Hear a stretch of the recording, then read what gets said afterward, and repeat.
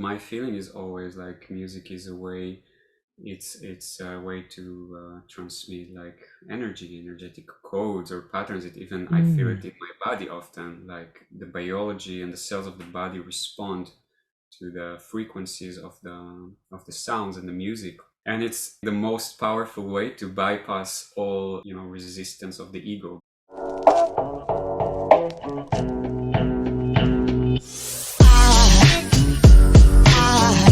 Hair goes aside from my soul.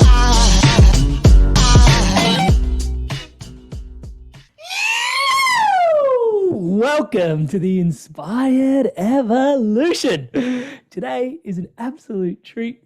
If not for y'all, for me for sure. Shai Agmon, thank you so much for being here, brother. Welcome to the show. Thanks for inviting me, man. It's an honor. The honor is absolutely mine. For those that don't know, and most of you don't know, Shai inspires my evolution. Actually, we catch up every fortnight, so all my hats are off to you. Thank you so much for the grace that you afford me, all your gifts and guidance in life. For those that are wondering what that looks like, Shai is part of an emerging new wave of musicians and more specifically musical educators. His background as a professional touring guitarist, where woven together with his attraction to plant medicine, spirituality, and emerging heart consciousness, has led him to develop a new way of understanding, utilizing, and ultimately teaching music. I've been the recipient of some really incredible gifts. I first came across Shai on YouTube making tutorials, which, oh man, like for someone that's been on their musical journey for, not very long, but long enough to sort of know how challenging the guitar can be. I was like coming across your tutorials so well put together, so short and sharp and to the point, yet so digestible. I one of my favorite quotes is this Albert Einstein quote, which is, if you can't explain it to a 10-year-old, you don't really know it. And when it comes to the guitar, sometimes I feel like a 2-year-old. And the way your tutorials lay it out for me, you can tell that the road is so long, but yet you're able to make it really digestible. I guess I really wanted to tune in. Where did the inspiration to start bringing yourself to YouTube start from? And for potentially from there, we can weave all the way back to where music really became a massive part of your life. So what inspired you to start publishing your music videos or your musical tutorials to YouTube? So actually, posting tutorials on YouTube was really not the first thing that I was thinking to do. Yeah, I bet. Um, I was doing lots of different things with music throughout my life. I Mm. was working as a professional musician in like music theater, and I was also working with children, with special needs children, Mm. doing music therapy, um, and of course in all sorts of different musical contexts. And well, actually, it was a request. The first tutorial that I posted was for a famous medicine song, an indigenous song, and a good friend of mine proposed, said, maybe you should make a tutorial for this song. Mm. And um, yeah, at first, actually, my first thought was, do you really need a tutorial for that? It's just, but I thought, yeah, let's go for it, and I posted it. It's for a song called Ayahuasca Takimuiki, and Such a beautiful I song. I Yeah. posted it, and I sort of forgot about it, and I think it was maybe a year later that I checked it out, and I saw that many people were Receiving it. commenting, and yeah, like, so it started like that. Was not Mm. really something super conscious, but I saw that people are interested in it, Mhm. and so it started from there. So I started posting more and more. At first, it was like here and there when I felt kind of like, okay, let's try something. Um, and in the last year, I really started making it okay. I'm posting something every week, and I started getting requests and engaging more with the audience and learning what works more, what works less. And it was also an important journey for me to actually make the videos and speak in Mm. front of the camera and explain. It was not easy at all for me. It was also my own my own process. You wouldn't believe that listening to your videos, but I appreciate you sharing that. There was a piece in there that I really want to sort of reach back to. Thank you so much for sharing. You mentioned therapy for kids with music. Tell us a little bit about music and your awareness of what led to that. How are you? Because there seems to be this awareness, and especially those that tune into your music. Your music is dedicated to devotional, ceremonial, spiritual music. And yeah, there's so much beauty in it. And so does the awareness of music as a healing modality, is that something that you would say is present for you? And can you elaborate on that? And then tell us a little bit about your journey Yeah, when you started. sure. I will start with where I was before I started working with the kids. So in Please. my 20s, I was very much. It was really important for me to prove myself that I can like make a living out of music. Which is a hard thing to do. It's, It's a hard thing to is it as do. hard as is it as hard as it seems? Yeah. In short. Yeah, because there's a whole Um, archetype devoted to that, right? Like the starving musician is like an archetype almost, right? yeah, but I mean, for me, it was also a little bit like I felt quite angry, and I felt like it's just not right that I dedicated years of my life, and I'm so Mm, skilled, but like I don't know um, how to earn money from it. mm, And that's where I found the work in musical theater. So I was working on cruise ships, and I mm. was playing in the big production shows on cruise ships, and that really answered this more kind of like professional need, Uh-huh. certain need also to prove myself to my family, to my environment, like I can do that. But after about 2 years, I also felt that it was a little bit empty. So it was very professional and challenging, like from a technical point of view. But I was lacking more the connection. I was lacking the connection, and that's kind of like what brought me to go back to Israel. Back then, I still lived in Israel, Mm. and I found a great work in a special school with special needs kids, and that's where I found music as a means to connect, as a Mm. means to build trust also, because these kids were very traumatized by authorities.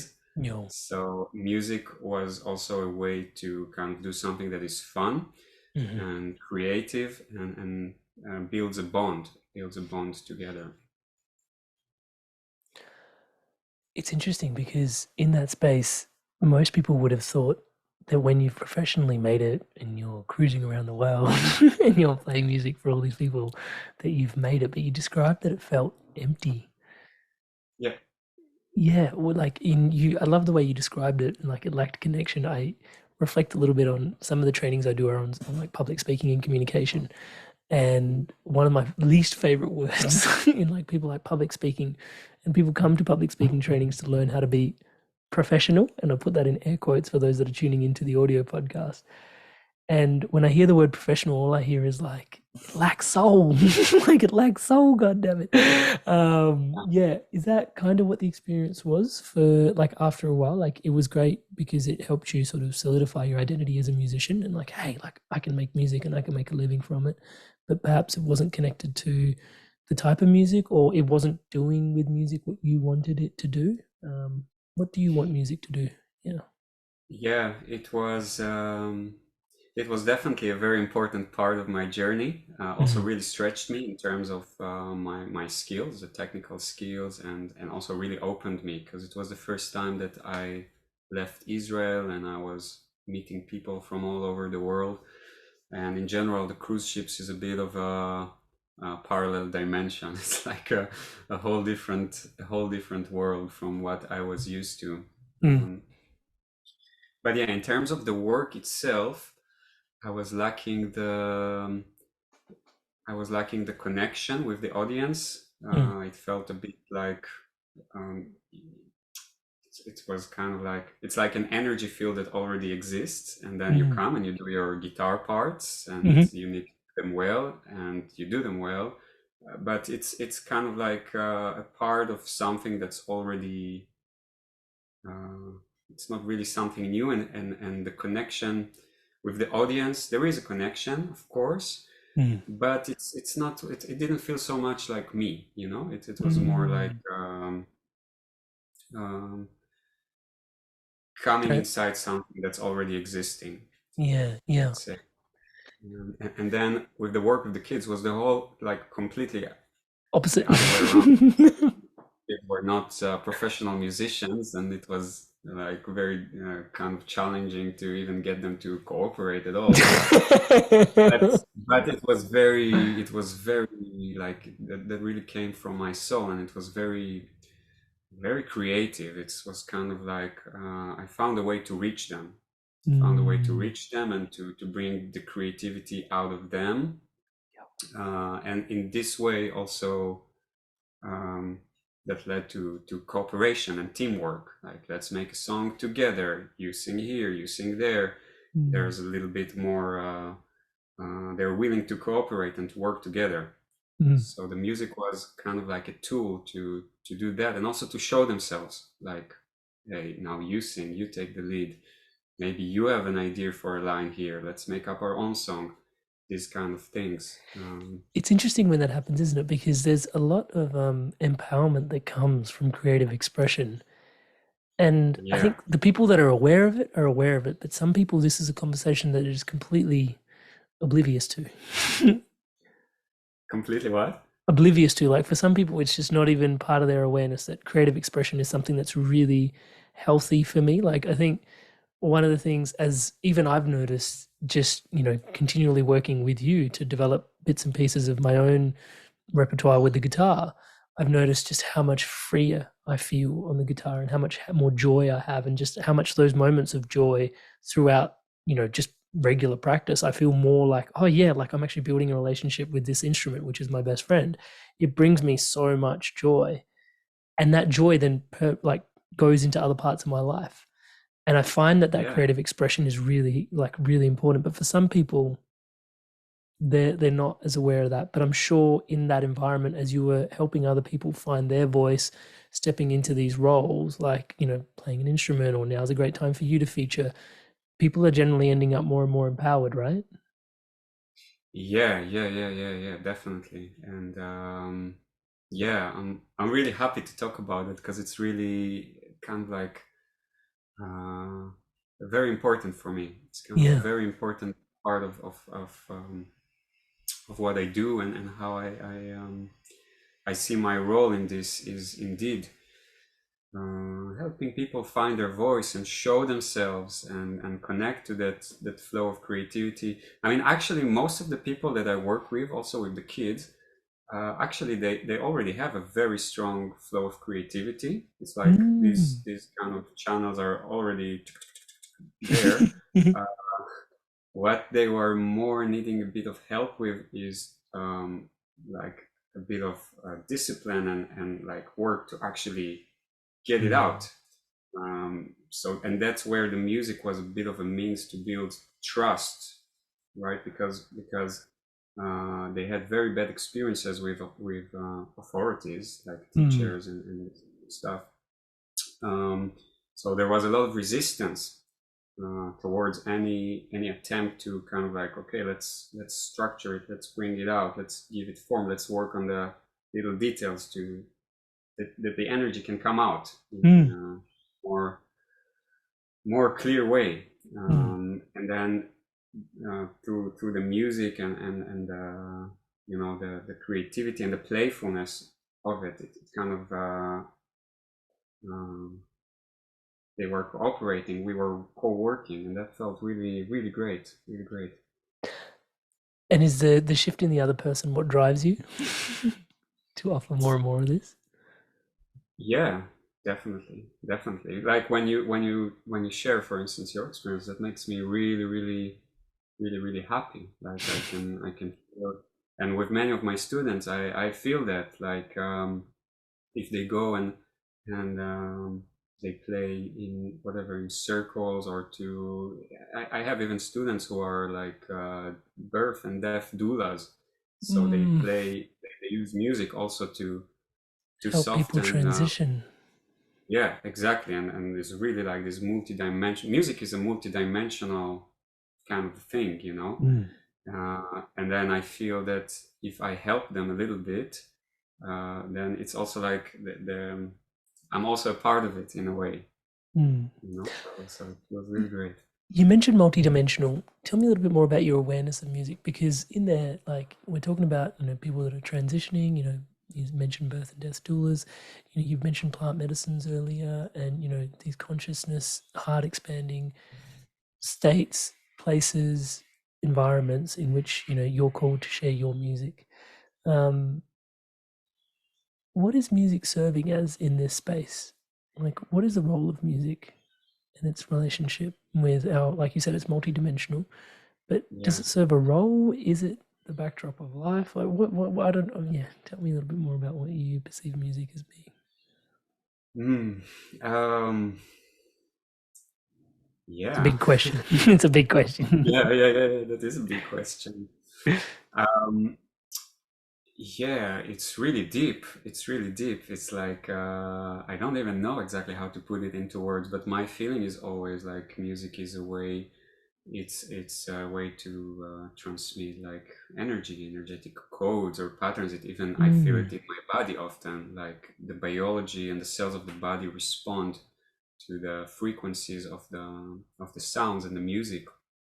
And it's, I think, the most powerful way to bypass all, like, you know, resistance of the ego, because you're not saying anything to anyone like, oh, you need to do this, or this is wrong, or this is right. But then, you know, it's immediately, it's like you know, you wake up the dog. But hey, it's just music, you know, what can you say? You either feel it or you don't feel it. That's all. You cannot fight with it. Yeah. Like the worst thing that can happen is, okay, I'm not feeling it. Yeah. No big deal. But when you feel it, yeah, it really awakens your body in a way. Can I ask about the Makes you creative? dance, you know, it moves in your body. Can I ask about the creative process?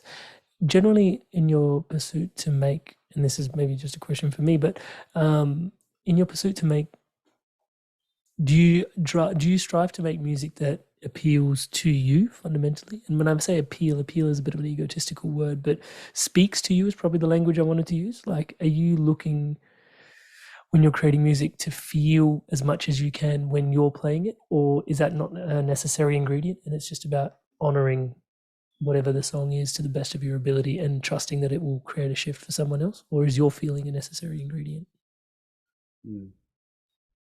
Love this question. Mm.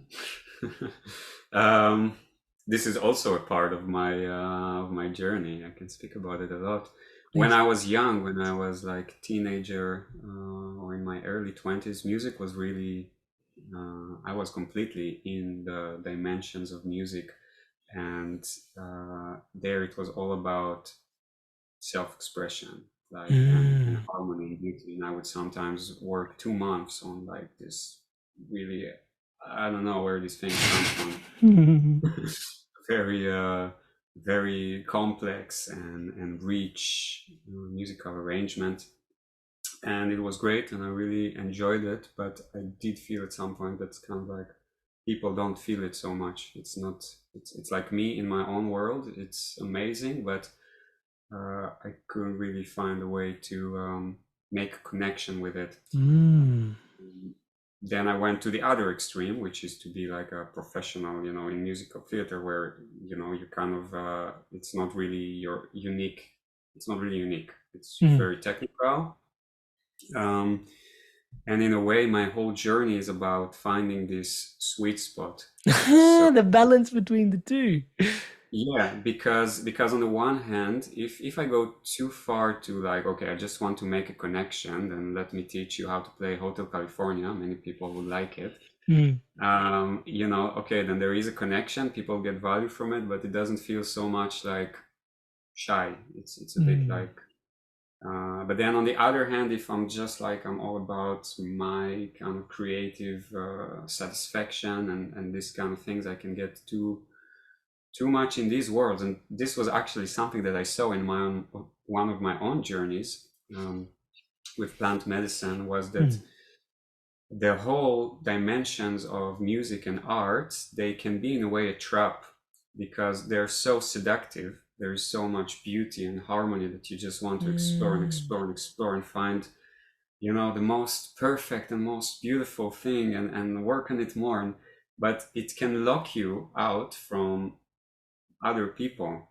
It can lock you in a kind of and many artists are kind of stuck there in, like, you're so like in love with the art muse, and you're not that you forget that it's actually it's energy that wants to flow through the heart and through the earth, and to make connection, and to bring joy, and like what you described, to go to other people. So it's not all about being super professional.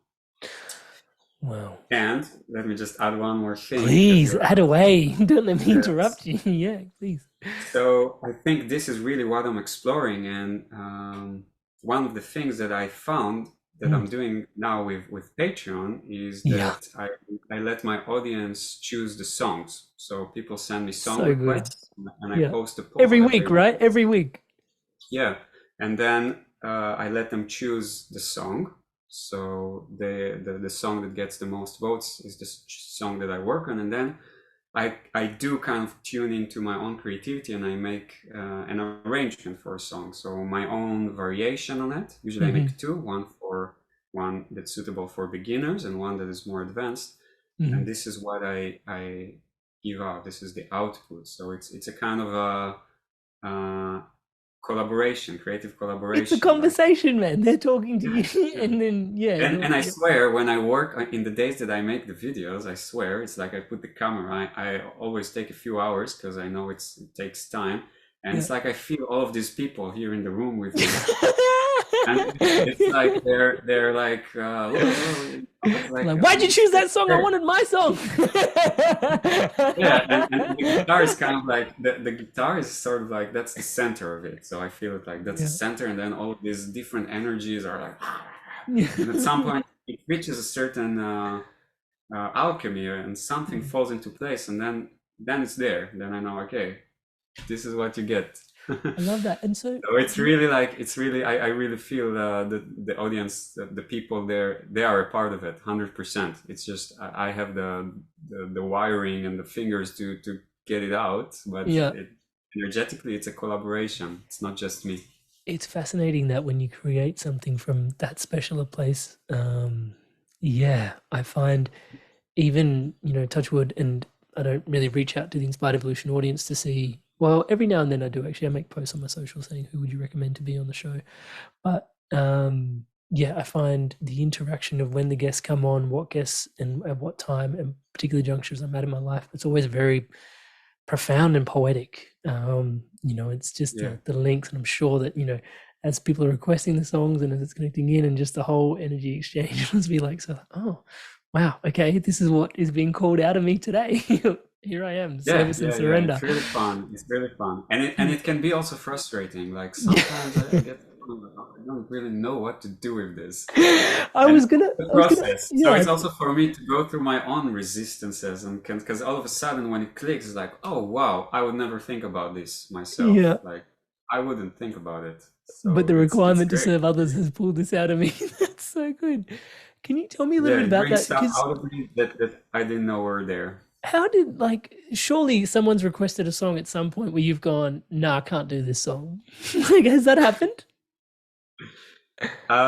Touch wood, well, maybe not yet. It's kind of like I listen to all of the songs. It's also really great for me. I discover lots of really great songs this way. And I try to stay not like super involved. So it's like I put the poll and I let the people choose. Sometimes I do vote myself. So I do have preferences sometimes. Awesome. But it didn't happen that I said no. Like I do check sometimes the songs that are like I would ask for a different version because many of the songs I get is really like it's from the middle of the jungle or something. So it's Yeah. very sometimes it's even hard to hear. It's very kind of esoteric in a way, special songs. Yeah. Yeah, the awareness of actually on this juncture, probably the easiest thing to sort of mention also is for those that are tuning in, there is going to be a link to the Patreon page below in the show notes wherever you're tuning into this episode. Also the YouTube channel. If you guys are just beginning on your journey, like I was, feel free to go check out the YouTube channel, and it's an easy way to access a whole bunch of tutorials. Like for those that are medicine music oriented, all your favorite songs are right there. Yeah. And if you want to go deeper, I highly recommend checking out the Patreon page. Brother, you were saying this awareness of like energy shifting music, different chords, different patterns, different songs. So music to you in a large way is this conductor to support the movement of energy in spaces within ourselves. It's a language that helps us with energy. Is that what you would describe it as? Yeah, for sure. That's a good definition. Yeah. That's what I took away from what you were Music, saying before. yeah, music and especially playing an instrument is really it's not like some kind of ideal, but it really does something to the body. You know that when you play, you feel, or when you hear music or when you play, you feel your body responds to that. So I really feel this is something that really works on a biological level. And especially when you learn to play an instrument, you're also kind of doing all sorts of wiring for your brain, Mental right? gymnastics. Yeah. When you work on coordination, for instance, you use a certain kind of focus to build whatever nerve pathways. I'm not sure the technical terms, Yeah, the but myelin sheaths. Yeah. it's like I see it as like like roads, like highways for the more higher energy to flow down into the body. And especially when you work on rhythm, for instance, you work on coordination, and then at some point your body starts to like feel it. So that's really a feeling of like the energy going down from like the higher energy centers into the belly and the lower energy center. So it's really a way to open yourself to the new frequencies, man. I love that. I love that. You are a parent of two children. Is there a responsibility for them to learn music? How do you feel? Because I know I'm looking at my son and there's just heaps of instruments around the house, and like he's plucking at the guitar, he's banging on the handpan, and I'm like, yes, the master plan is working, but I'm not pushing him, but I'm just leaving things strategically in the right places, hopefully for magic to happen. What's your relationship with your kids and music? Yeah, no, I would never put any force into that. Never, because usually when you put force and that, then you always get resistance back. Pushback. Yeah. Yeah, for me personally, nobody ever pushed me to learn the guitar. It came from me, and I was like the most disciplined person you can imagine. Like as a Really? teenager, I would practice for like 5-6 hours every day. That What was was it about the guitar that pulled you in?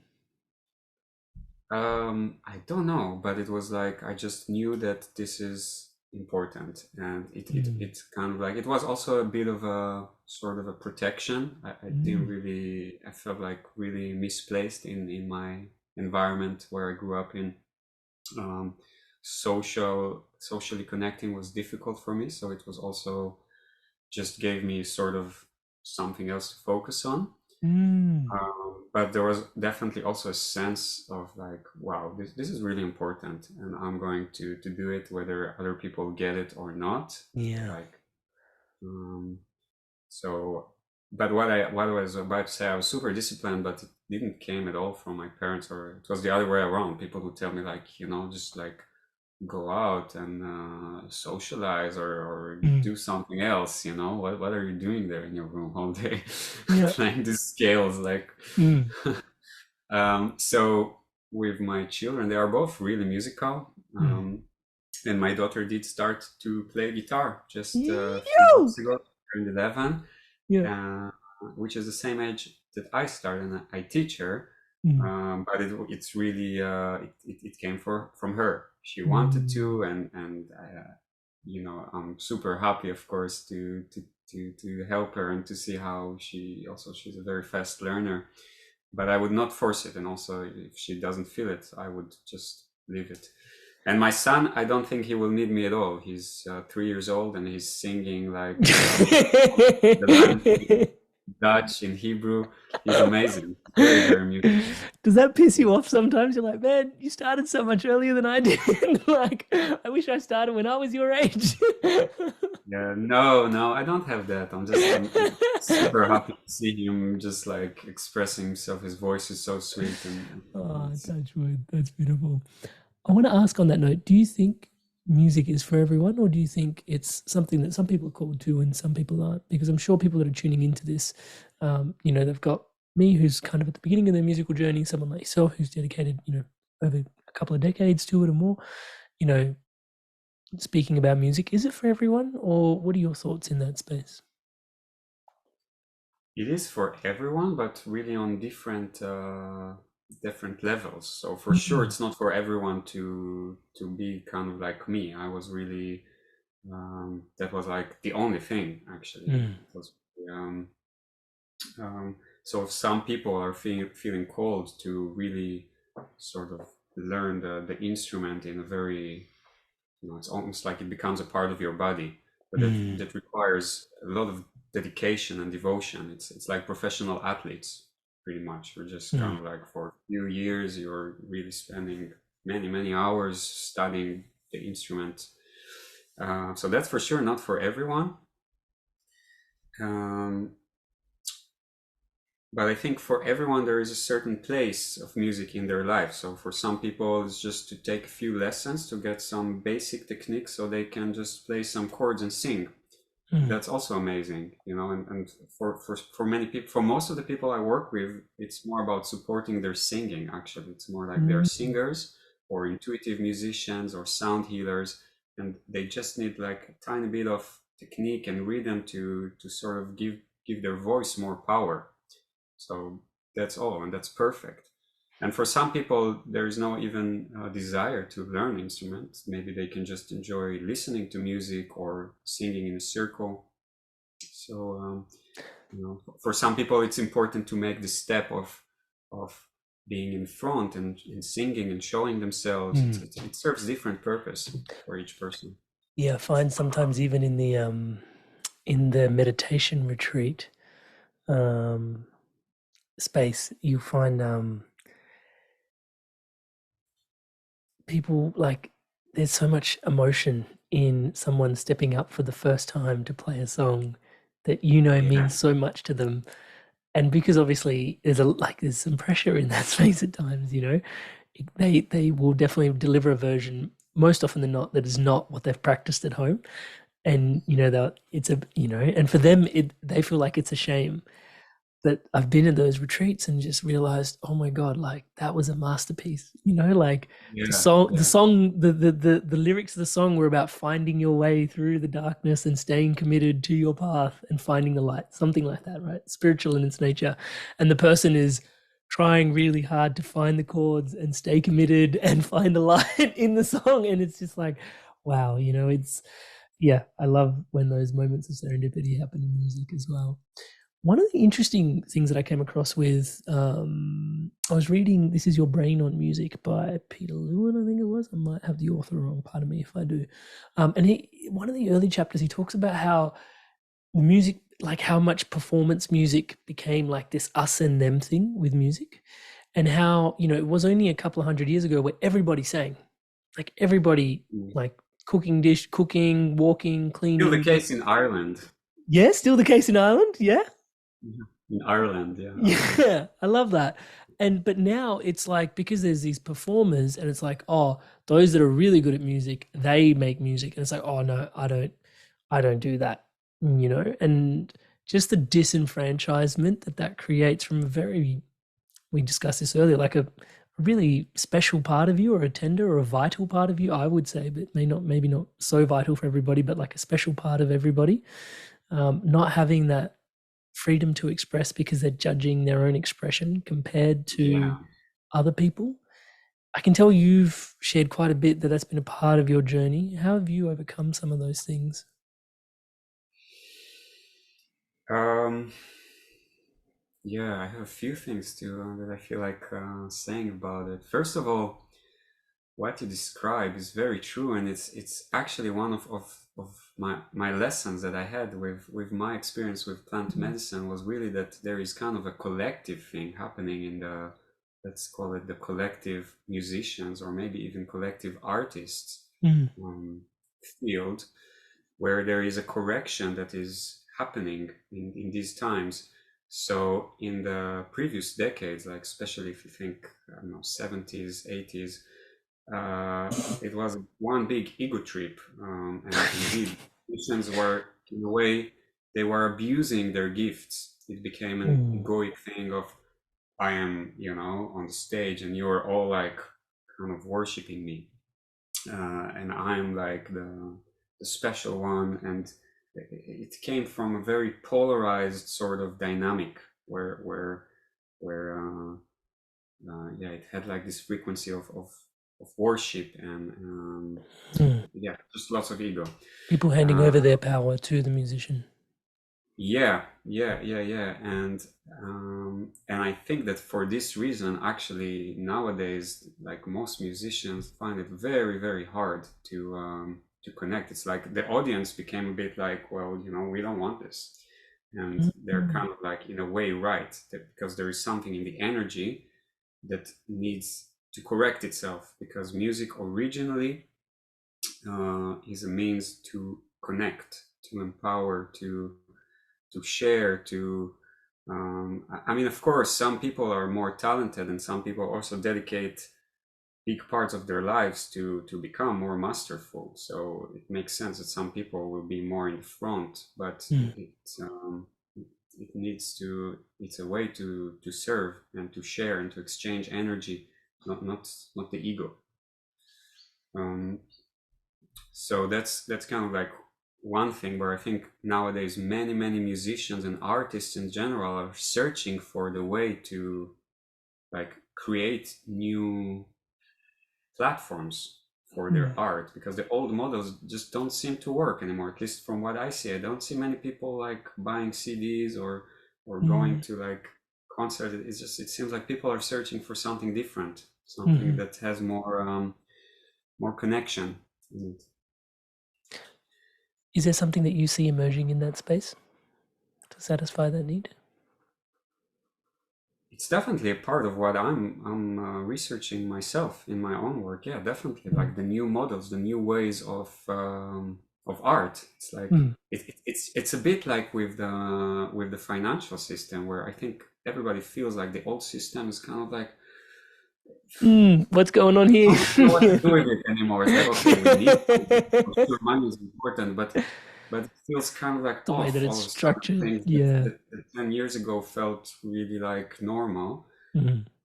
So there is something new, a new system, a new way of exchanging money, Mm. energy, art also as a part of it, but that is more kind of like aligned with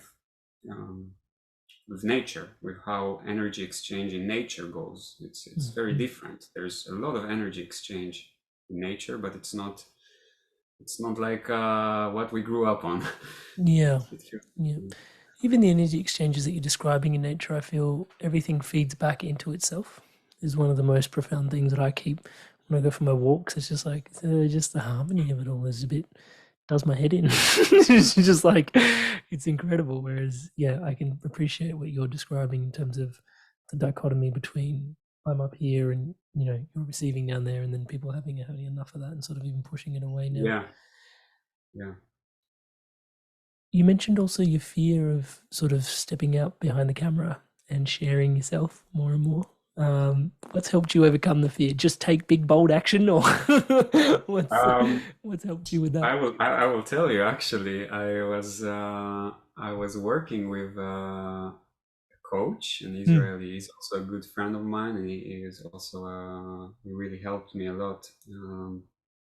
And yeah, we spoke about it. And actually, what really helped me was to he helped me to make a sort of commitment. Like, Hmm. okay, this is something that I want. It really comes from my heart. I want to show myself. I want to give from myself. I want to reach the people. Like I can spend months in my own room and write great music and stuff. But if nobody can uh, receive anything from it, then I don't want. Hmm. Um, but I was also very conscious. There is a lot of resistance in me, a lot of yeah, fear and judgments and all of these things. So it didn't really feel so much fun or flowing in the beginning. Hmm. And my commitment was for 3 months. Every week I make a video. I Yeah. take I don't remember, maybe 3 or 4 hours for it. I do my best for these 4 hours, and I let go and I put it the best way I Hmm. could, and I just, and this is a great way to work on like really sticky, heavy resistance, because Hmm. you actually cannot really let it go at one time. It takes a lot of Hmm. time, so it's more like you soften, you soften, you Drop and soften, you drop, soften. drop. Yeah, drop And and at drop. first I hated my own videos. I couldn't like watch it. I thought like this is horrible. But Hmm. after 3 months, I saw like, wow, I have like already 3,000 views a month. So people get like, they feel it. Mm-hmm. They really So do, bro. it felt like, and then also it changed how I would see myself. So at first, if I would look, I would think, oh, you speak like you're so this, you're not charismatic, you're da da da da da da da. And then I started also seeing myself differently. Like, hey, Mm-hmm. you're bringing something special. You're helping people. People get value from it. Like, so what if you're not Tony Robbins? Mm. You do it like the best way you can, and the genuine intention behind it is felt. This is more important Fully. than Mm. technique, and how well you're like speaking and having like jumping texts all over the place. Yeah, I Yeah. have to I have to say that going back to where we started the episode and we discussed, the archetype of the starving musician and, how hard it can be to make money as a musician. Watching your platform continue to grow, touch wood, the YouTube platform, like videos have thousands and thousands and thousands of views. And I'm grateful that some of my favorite songs have thousands of views for the tutorials as well, because I can feel that that song that I love the energy of is spreading around the world. People are learning it and they're playing it thanks to Shai. Yeah, it means a lot to me, but that's my little kooky self. But also watching, when I first was following, Patreon wasn't really a thing for you, and then it started becoming a thing, and I was like, oh, Patreon, and then you started offering the Patreon, and it's almost like I can see that your business model is part of your art and your expression and your creativity, that you're finding your way as you're going, Yeah. and actually the creativity is rewarding you back. Yeah. It's been a real and I think that's what the intention comes through in your videos in the way that you share it as well. It's super humble yet super accessible, and I get a lot out of it. I have to ask, what's next? What's on the horizon? What's budding? What's brewing? Doesn't have to be like it's definitely coming, but what's going off in your head about what's possible next? Like Patreon is definitely got a community that's thriving there, for people that are into medicine music and want to learn how to make their own songs. And you give various degrees of, you know, easy, novice, intermediate, and expert level trainings on particular videos, given you make the request and then you get it. But what's is there anything that's next that's emerging? Yeah. So first of all, I want to share something about Patreon, Yeah. because it's not really something that I was kind of like planning ahead. it was also, in a way, it came as an answer to a sort of imbalance that I was feeling. So what happened was, I started getting more and more requests, and people were responding to the content that I uploaded on YouTube.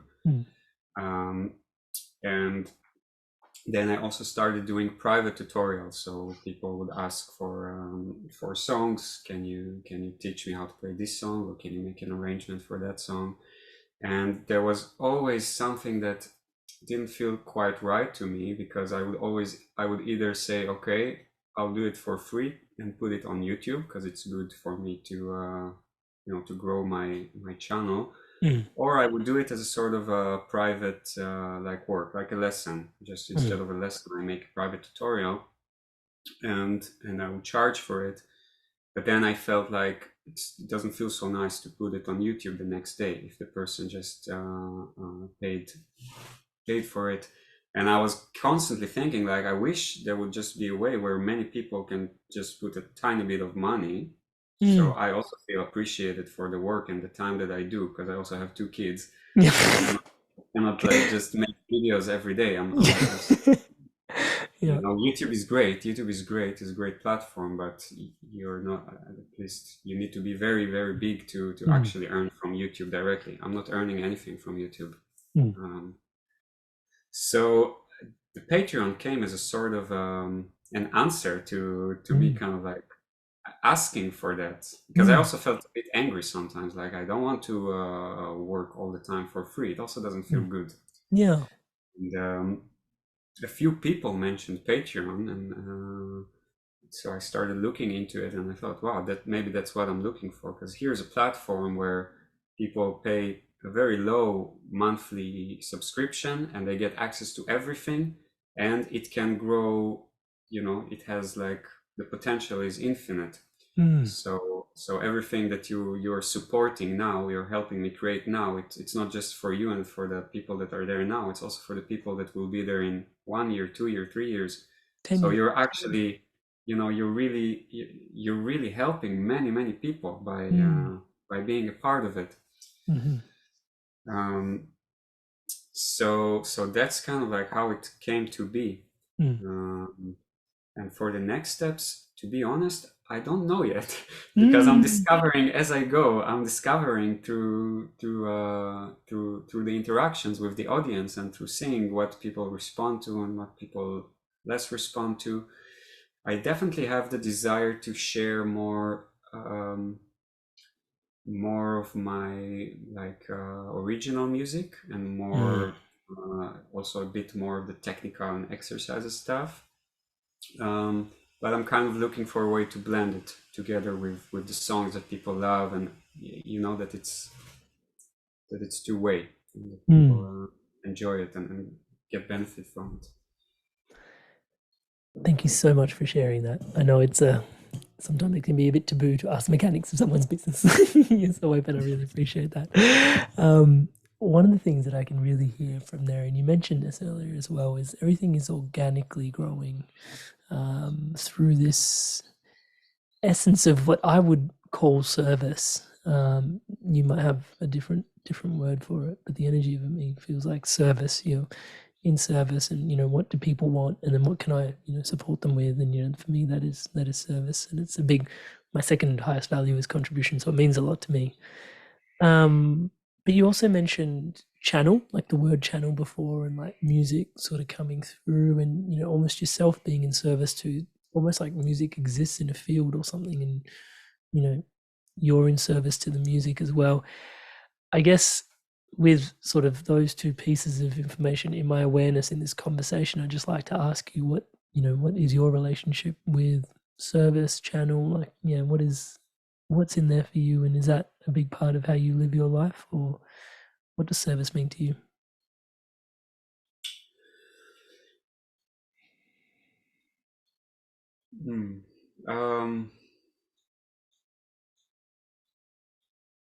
Yeah.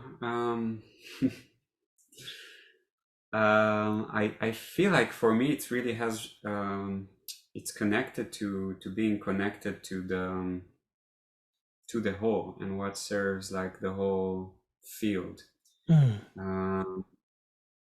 So yeah, I would definitely say that the kind of channeling channels, channeling channel, uh, for me and also for most of my students are very open. Like I was for many years also very much not just in the context of music, but I was into channelers and I would do readings and I would channel myself, and like I was very open to those realms.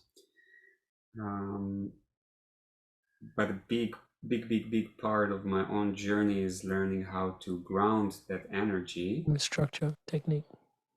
Yeah, and with giving and with feeling the field and the whole, because these channels or these frequency ranges, they can be a prison. They can hook you in there, and you can feel very whatever, very artistic or very enlightened, or but you're actually in a prison and you're not aware of it.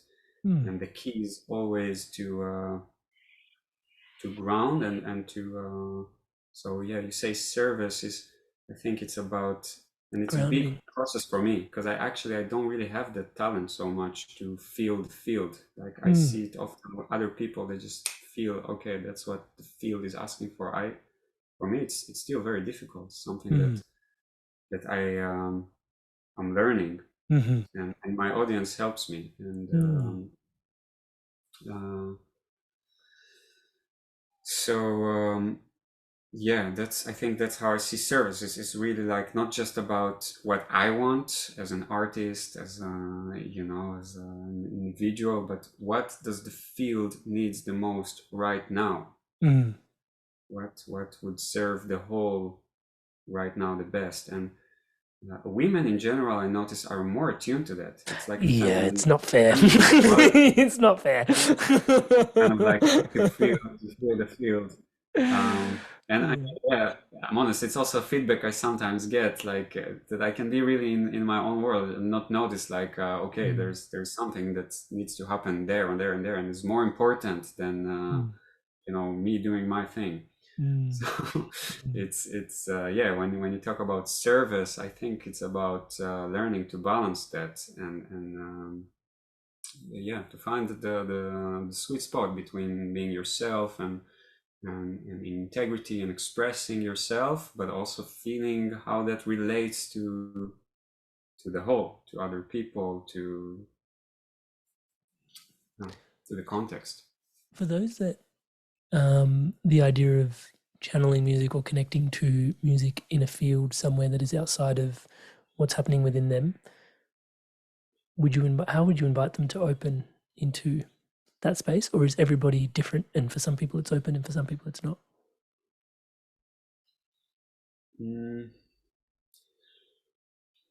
From what I see, it is like all people have it.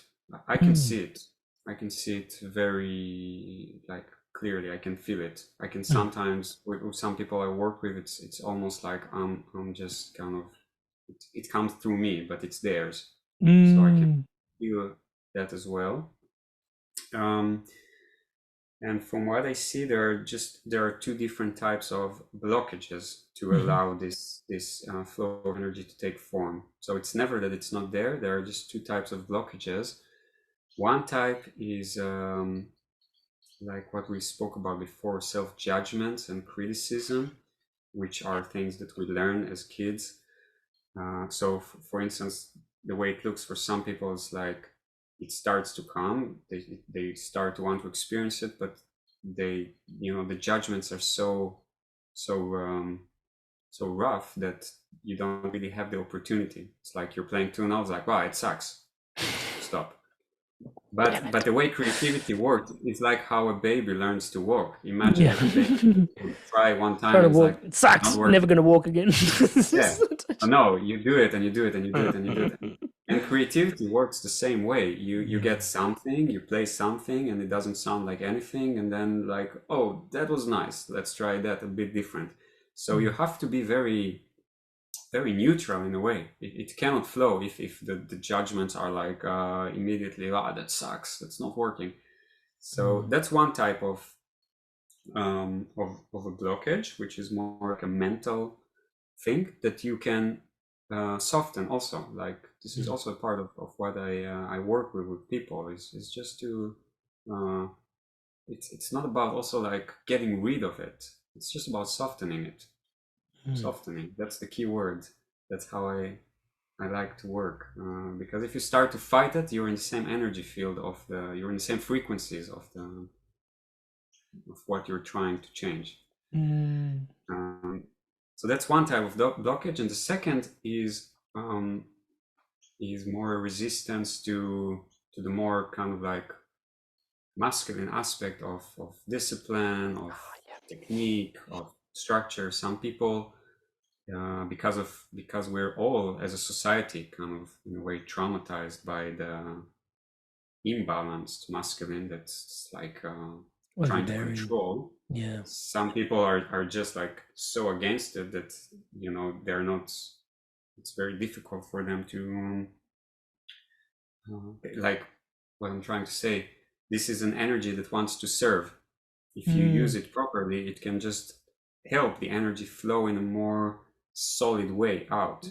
So the whole purpose of technique and structure and discipline is just to serve the purpose of self-expression.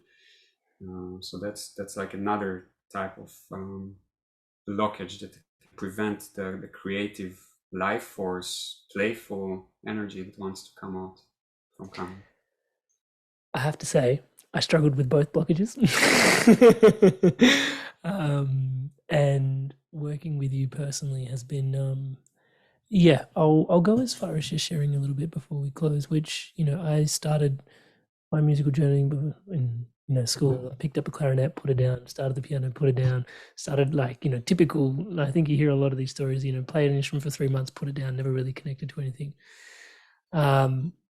But I loved music, and I loved music festivals. I really loved listening to music. I was the guy that, when CDs were out, I had like a stack of CDs and I had a mini disc player. And then, I was always listening and always consuming music. And it just meant so much to me to have really being access to just incredible music from all over the world. And then I remember like going to my local gurdwara and them wanting to learn to teach me the tabla, which is an awesome hand drum, and the sounds that come out of those two drums is just like on another level. And I remember going along to lessons, and it was just so masculine, so structured, so regimented that it really sapped the joy out of what was potentially there. When I was witnessing it, I was watching someone else play it. It was just like, oh my God, I'm lighting up like a Christmas tree. And when I was trying to play it the way I was being taught, it was just like, and then I went on, again, a bit of a healing journey. I came to a djembe and I started learning that actually freedom of just tapping away and, really finding rhythm. And it gave me so much joy to finally express music. And then there was this thing, my wife she plays the guitar quite well, I believe, touchwood. She wonders if she's great, but I think she's amazing, right? And so I was like, I really want to learn how to play the guitar, but even the concept of a chord was so far away from me. And then with a bit of patience, I learned a couple of chords, things started to come together.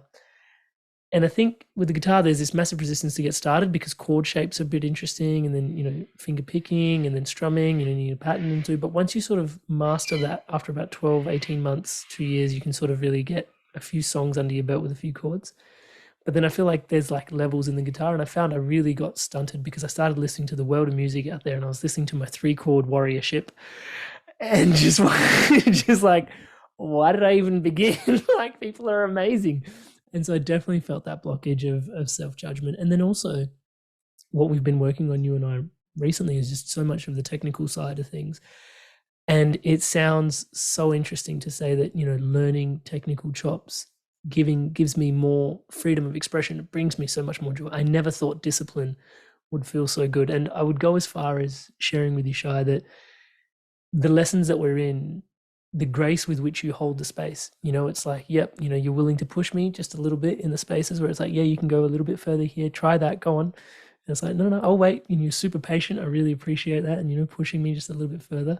And then every now and then it's like, yep, and that's enough. You can work on that at home. No rush. Don't push yourself. Take a break sometimes if you need to, come back to it. There's a real nice balance there. And it's really healed. Because I've had other guitar teachers in recent history as well. And it hasn't really clicked. But for me, your approach, and maybe it's just me and my connection to you, but it really works for me. Just the amount of push and also the amount of space that you afford, and the grace with which you do that. I get a lot out of that, brother. So I just want to take a moment to really acknowledge your process and just say thank you. Really is what I'm trying to say. Yeah, thank you so much. It really touches me to hear that.